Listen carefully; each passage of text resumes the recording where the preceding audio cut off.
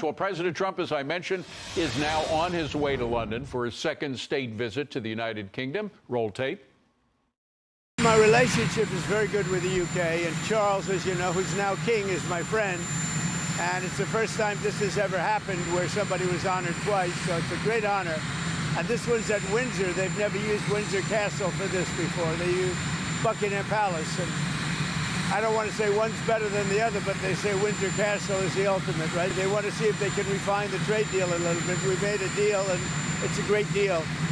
Marcus Lemonis joining me now. Marcus, great to see you. Nice Thank to you see for being here. So there are some difficulties, right, in our relation with UK. Some of it involves what's happening on the streets in London, their efforts to silence any kind of criticism in very direct, non-First Amendment ways.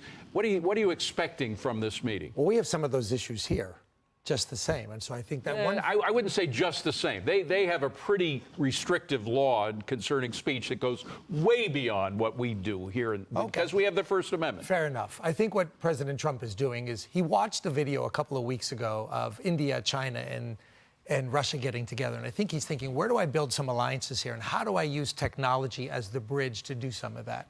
That's what I'm feeling is going to happen here. And concerning specifically trade, I mean, we already have a trade agreement with the UK now. They cobbled that together.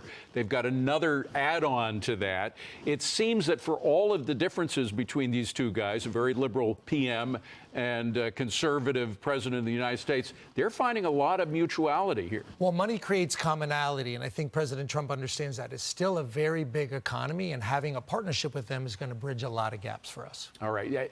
Specifically speaking about that crackdown on speech, last weekend, and I think we have some video of that, there was this huge rally of people getting out in the streets, speaking with their voices and their protests about exactly what's happening. Should President Trump be asking the Prime Minister about that? There's some of the video. It was a massive rally. Should he take sides here, perhaps, in terms of the people on the streets who are demanding more freedom of speech? Well, I think President Trump wants to know that if we're going to invest money in the UK and there's going to be larger trade between the two, that we want to make sure that philosophically we're operating the same way. The suppression of speech from any country is a problem for President Trump. It's a problem for all of us. In the UK, it seems to be actually, you know, a little bit more than it should be, quite frankly. And again, just a reminder, Stewart is going to be in London starting tomorrow for the 2 days he'll be there. Next one, Marcus.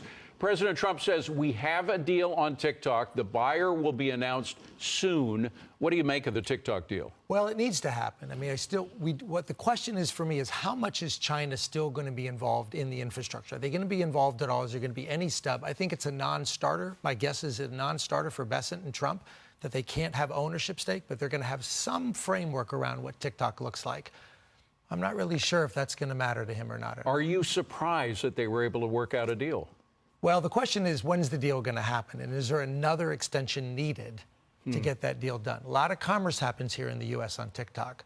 And I think President Trump understands that young voter relies on a lot of commerce happening on TikTok. And what about concerns, security concerns? Do you think those are going to be ironed out? Well, there's always going to be concerns. Whether they're going to get ironed out in a perfect manner, I don't know. I think they're going to get ironed out enough for a deal to be blessed. Interesting. All right. Thank you very much, Marcus. And you are here for the whole hour. Thank you for your time.